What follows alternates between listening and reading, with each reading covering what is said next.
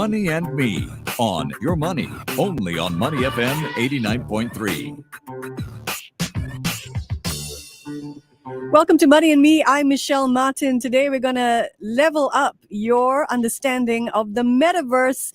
Just yesterday, Meta, formerly Facebook, released what's been described as a $1,500 cutting-edge headset looking for an audience targeted at the office crowd, not the mass market. And Meta says it believes that this headset is going to be used widely by people using the metaverse for meetings. Everyone's interested in the future of the metaverse, but how is it shaping up today? My guest is founder of a studio that's been building metaverse experiences since 2009. And he says the metaverse isn't a place, and that at a high level, it's a giant shift from looking at 2D content on flat screens to engaging with 3D content in a spatial environment. So we're thrilled to speak with the man behind a company. They're based in LA, but we understand they have some Singapore roots. It's a company that's leading the way into the metaverse. Jason Yim is CEO of Trigger XR. Good morning, Jason. Morning, Michelle. Thank you so much for having me. Great to speak with you. Share with us a Singapore connection. Yeah, so I was actually born in Singapore, and then but early on, after a year, I moved to Hong Kong. But both my parents, they worked in Singapore for some of their time too. They eventually actually retired back in KL for a few years. So every single time we would come and visit our cousins there. So I'm supposed to shout out my cousins Wayne and Chingling and Lydia, and of course my aunts and uncles as well. So. I'm glad you got that in. Jason, Trigger XR, your company, creates augmented reality, artificial reality, mixed reality, virtual realities, AR, MR, VR, and these experiences connect people to brands and sports and entertainment and e-commerce. Your project list is jaw-dropping. I mean, from the Super Bowl halftime show to blockbuster film marketing, the Avengers 5G Snap experiences. You work with brands like Disney and Morgan Stanley, TikTok, Time, Sony Pictures. Now, before we get your thoughts on the metaverse, please help our listeners understand what XR in your company name refers to and who some of your biggest clients are. Yeah, so XR is basically a kind of catch-all term, extended reality or mixed reality. So we see it as a full spectrum from augmented reality, which is digital content in your real world, to virtual reality where you're fully immersed. But there's many kind of gray zones and steps in between. So we could do VR projects that have smell machines, wind machines, artificial turf that you walk through. We are doing mixed reality projects for car companies where you're walking around a virtual environment, but there's a live person, an actor walking up to you that can hand you a sandwich, hand you something that they're pulling out of the virtual car that's physical. So it's definitely getting to be a very interesting space to play. Absolutely amazing. I mean, just to hear you describe some of these projects. In fact, your latest Jurassic World Dino Tracker app, I had to check out. That was launched in August of this year, right? And there's a headline that says it puts raptors in your yard with Pokemon Go technology. That's a CNET headline. I checked it out, and it really looks like there's a dinosaur in your backyard standing next to the barbecue. What is required these days to drive a believable experience of the digital world? Yeah, so I think first, there's two ways to look at this kind of metaverse world. One is called the real world metaverse, which is AR in the real world around you. And then the second half of it is the immersive metaverse, which is what your viewers might be less familiar with, things like Roblox or Fortnite or VR experiences we call immersive. So we see that as two sides of the same coin that are that you need both experiences to be and connected experiences to really complete the full metaverse promise. But on the AR side, customers can or consumers can engage with AR through social AR. So that's through like Snap lenses, Facebook, Instagram, even TikTok has lenses now, which are filters that put AR content over your face. There's web AR, so you don't even need an app then. It's just through the browser. You can scan a QR code at a store, or you can follow a link off of a social feed, and that launches a AR experiences just through your phone browser. And then fully embedded app-based AR. So that's something that we did for Jurassic as an example. We only recommend using an app when it's something as big an IP as Jurassic. We did the same thing for, let's say, Spider-Man, or Star Wars was all app experiences, because the fans have such affinity that they're willing to go through the friction of downloading an app. Or you would use an app if you, let's say, a big company that already has an app, maybe it doesn't have AR now, you can actually add AR features through an AR module into your app. So if you already have a user base, app is also another way to go. So you said in an article that will be published soon for an industry publication, and thank you to Fun World for giving me access to that article before it's published. You've said the metaverse is much more than VR goggles, and you've just mentioned these two sides to the metaverse. You've also said in that article that many companies are laying a stake in the ground for an AR or a VR dominated metaverse, but that you think AR is far more significant now. What do you mean by that? Yeah, I think it's just pure numbers, right? Like, you want to reach your customers and you want to reach your audience. There are over 6 billion, I think, smartphones out there that can run AR. So covers 85% of the world's population, versus on the VR side, which is great. We love the immersive world. We love it for enterprise. But in terms of pure marketing, maybe there are 10 million plus headsets out there in the whole world, So Mhm. even if you're generous, tens of millions of headsets. So do you want, as a brand, do you want to reach tens of millions of people, or do you want to reach billions of people with the same type of activation? So that's We're talking that's about. that's the choice there. Yeah. If you've just joined us on YouTube or on LinkedIn, welcome. This is Money FM 89.3, Singapore's most influential radio station, and we're leveling up your metaverse understanding with founder and CEO of Trigger XR, Jason Yim. They're based in LA, but he was born right here in Singapore. It's so interesting that we're talking about the metaverse. It was first used back in 1992 in a science fiction novel by Neil Stephenson, that novel called Snow Crash. Now, fast forward, and we know Facebook's taken on the identity of Meta. I think before we deep dive, I think we need your definition of the metaverse, Jason. So yeah, we see the metaverse again as a, basically it provides a digital layer over your physical experience, as well as the virtual destination. So we see two sides of the same coin. We see both the real world metaverse, which is AR around you in the real world, and then fully immersive metaverse, which is either these virtual worlds or VR experiences where you put on a headset and you're completely immersed. But the whole thing holistically, we would consider the metaverse. Okay, so this layer that's increasingly we're going to see a reduced friction between, I suppose, us and virtual worlds. I started by talking about Meta's headset. And speaking of friction, what gear do you think is increasingly needed or not needed for access to the metaverse?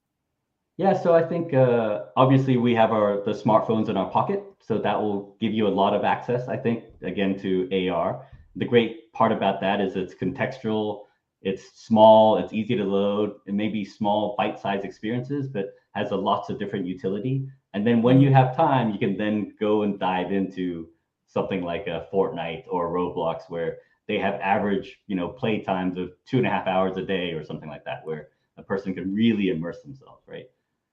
So So, in those cases, sorry, like in that world, in the headset world, there's the VR headsets, which are fully immersive. Then the new Quest Pro, for instance, starts to have mixed reality features, which means it has cameras, color cameras that you can see your room, which means you can put AR content, digital content in your room. So instead of you being completely in the virtual world, you can see a virtual character sit on your couch, for instance. very And Pokemon then, Go. Yeah. yes. And then the next level up from that Hmm. in the near future would be completely see-through AR glasses. So you're not seeing the world through a camera anymore. It's just obviously your natural vision. And then you see AR content perfectly placed uh, in your real world around you. But there's the beginnings of it now. There's some limitations, but in a few years, Qualcomm is a big partner of ours. That's going to become a very ubiquitous reality. So basically, headsets are sort of image positioning systems, right? But behind that, we've got to think of the computing power and there's some that think it's primarily headsets, hands-free. I think you've said this in an article somewhere. Headsets, head-worn, hands-free is something that we're going to see increasingly. Is that right? I think that is ultimately going to be the destination.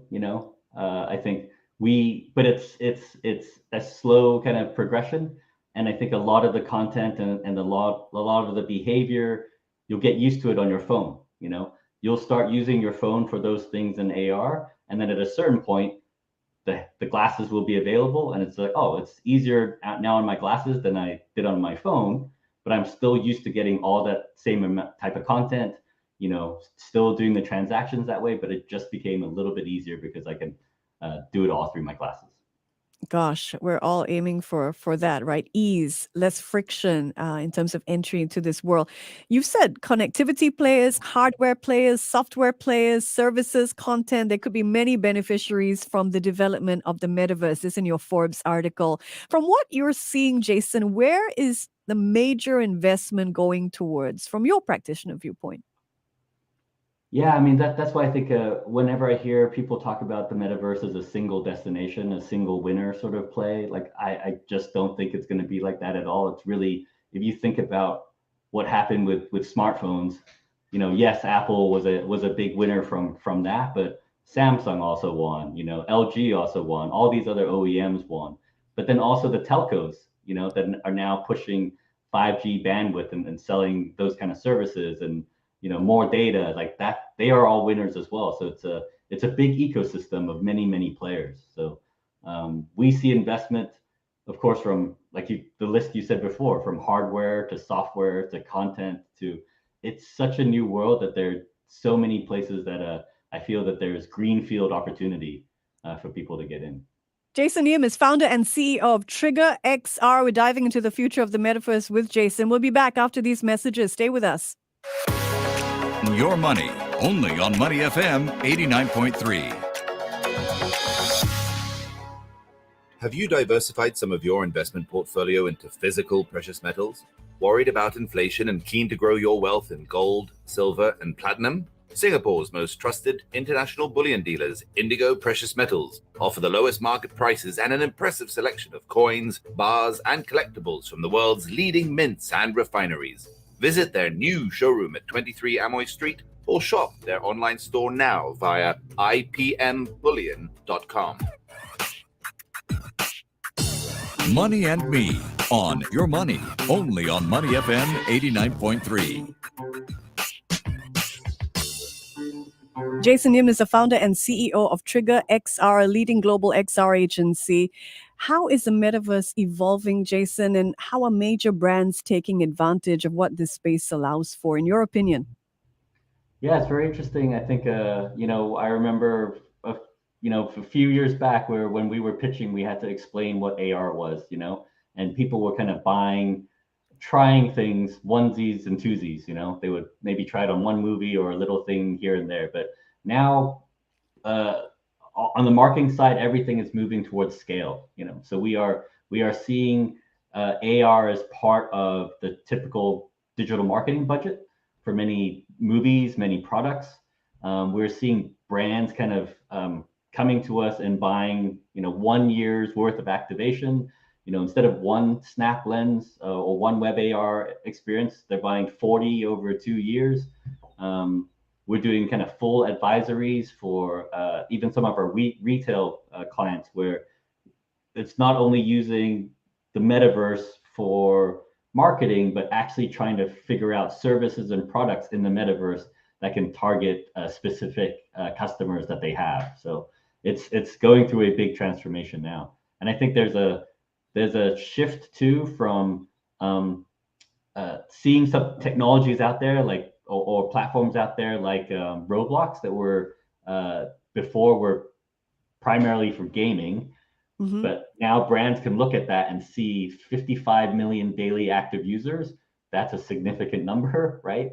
How can brands get into that and take advantage of that and create content in that world? So we're doing kind of a lot of work that way as well, where we're trying to bring brands into these, they're called walled gardens or virtual worlds that have enough of a user base to make a marketing impact. We That's try to fascinating. we tend to shy away from things that are again we try to shed as much friction as possible. So Yeah. if things are too like a Decentraland or things that are need a crypto wallet or something like that, we just don't think that's a broad enough appeal, big enough access of audience to really spend too many marketing dollars on. So it We'd looks like rather focus on the big locations. sounds like brands are open to the idea of interconnectivity. That this idea of hiving off your audience and protecting your audience maybe is a thing of the past. Are brands more open to giving access to another brand, their tribe, so to speak? Oh, you mean like mixing brands together Yeah. in an experience? Not yet, I don't think. I mean, there may be some. I feel like there's that opportunity in travel, to pull different kind of disparate brands together. Right now, when you see people moving into something like a Roblox, it's typically one brand building an experience and then another brand building another experience. But we often hear when we talk about the metaverse, people being able to put on an avatar or buy a T-shirt and then bring it with them wherever they are in this virtual space, right? So in that sense, and we're talking Yes, about that portability.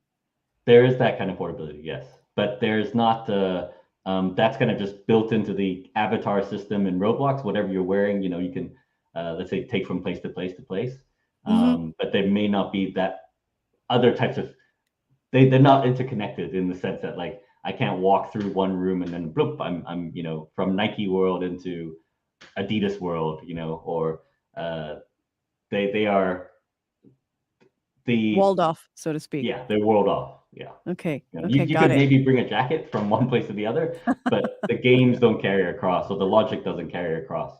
Okay. Okay. For now. For now. For now. I'm Yeah. fascinated with sort of the building blocks of the metaverse. And when I think about it, if the metaverse is digital space that is always on, always interconnected, it seems that it will need an enormous amount of images. And that got me thinking about AI art or AI image generators. It's quite the buzzword in the realm of venture capital, and a lot of money we're seeing flowing into this world of text to image AI, OpenAI, DALL-E, for example. Now, what do you think of the link between AI and digital worlds? Do you think that this is key to the development of the metaverse, AI generated art?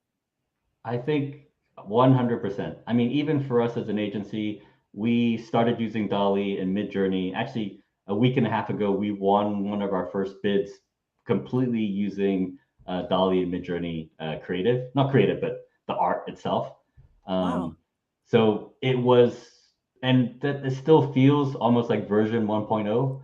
So if you can imagine what Dolly and Midjourney are going to do in 3 years, I think it's going to be undeniable that it will become part of the creative process and creation process. So, obviously you can't, hopefully you can't take away the human element, and you'll still need, creatives, or we're all out of a job that are steering the creation process and, putting some parameters around it. But I think, like you said, the big difference with these walled gardens or these virtual worlds versus an ad campaign, you spend hundreds of hours getting someone to watch a 5-minute ad, right?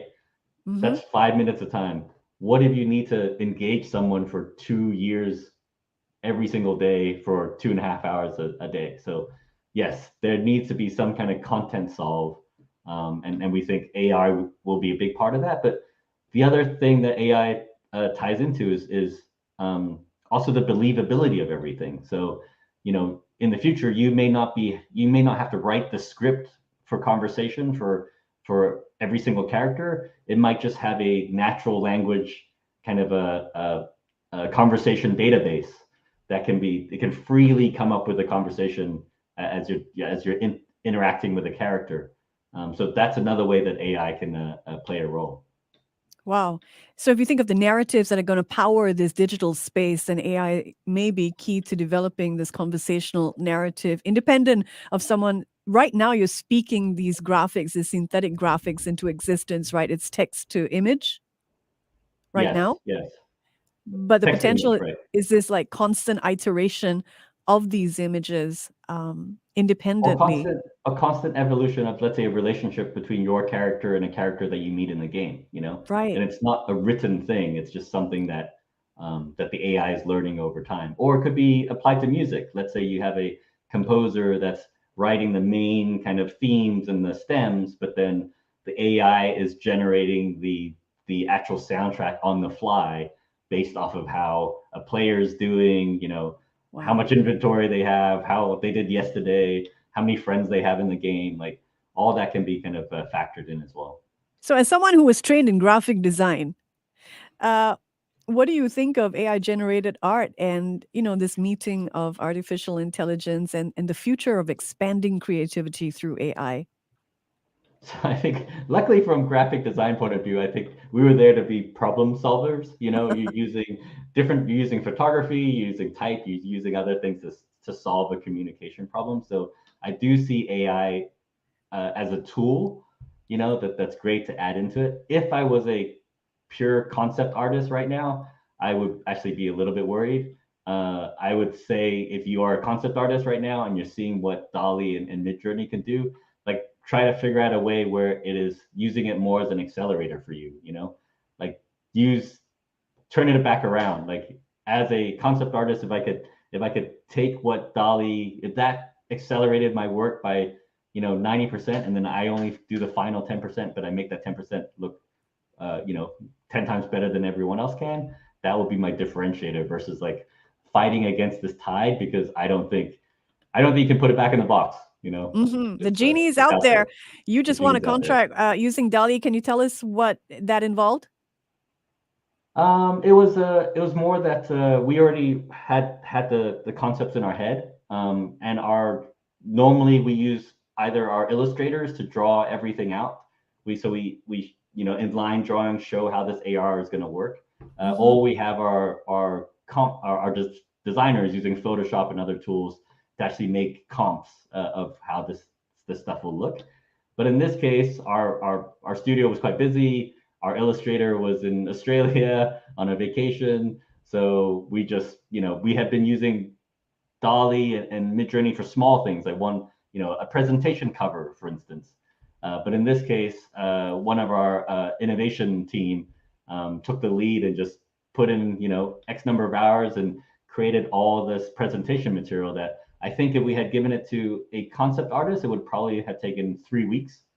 And it took, you know, less than a day. So, Wow. and the thing that was amazing for us about it was, and the really spooky thing is that the aesthetics of what was created was spot on. So the lighting, camera angles, everything like that were really impressive. So yeah, we Incredible. thought AI generated art would just come back and look like, you know, A little AI strange. Yeah. sticking stuff together, but the fact that it has an aesthetic kind of approach is the most impressive thing. So fascinating. Now, speaking of technology, you know, we think that connectivity and bandwidth are going to be key to the future of immersive I'm sorry, experiences. I can't hear you anymore. Can you hear me now? Well, this is live radio. Here's when you know you're live. I hope Jason's still there and he can hear me. Can you hear me, Jason? Oh, you know what? I think. Can you hear me, Jason? I have one more great question for Jason Yim, but I think we're going to have to leave it there unless you can hear me. No, can't hear me. Okay, we're going to have to leave it there then, unfortunately. I can hear you now. Sorry. Oh, you can hear me? Yes. Okay, great. There must have been a little lag. Okay, fantastic. All right, Jason, one final question for you. It seems that connectivity and bandwidth is going to be key to whether or not immersive experiences or the future of immersive experiences. And I wonder, what sort of technology are you seeing that is enabling the evolution of the metaverse? What are you interested in? I mean, for me, of course, when you're talking about the bandwidth side, we work with a lot of telcos. We're part of the XR Content Telco Alliance, which is 7 telcos from around the world. We're their AR content partner. So we definitely see, from a telco perspective, you know, of course, video is a leading use case for 5G, and then number 2 is going to be AR. So, and the fact that 5G can bring this kind of persistent layer of connectivity, that's a bit of a game changer too. So not only can it power things like AR content, within stadiums or as you're going from location to location, but it's also powering all the other things in the ecosystem that are important, like self-driving cars need 5G and things like that to work. So that connectivity is super important. The other piece of technology that we're most excited about is probably the glasses that I was telling you about. We call them HMDs, head-mounted devices. So we work with Qualcomm as a partner. They are providing the chipsets for the OEMs to create these future glasses. And we're working on several projects for them, kind of creating or testing out use cases, working with brand partners, showcasing what this future world can be. And then hopefully the OEMs kind of pick up on what we're building and they take it to a fully commercial scale. All right. Well, we're so thrilled to have spoken with you today. Thank you so much for this glimpse into the future of the metaverse. He's founder and CEO of Trigger XR. They're a mixed reality agency. I'm Michelle Martin. Thanks so much for joining me here on Money and Me. Thanks, Michelle. Before acting on the information,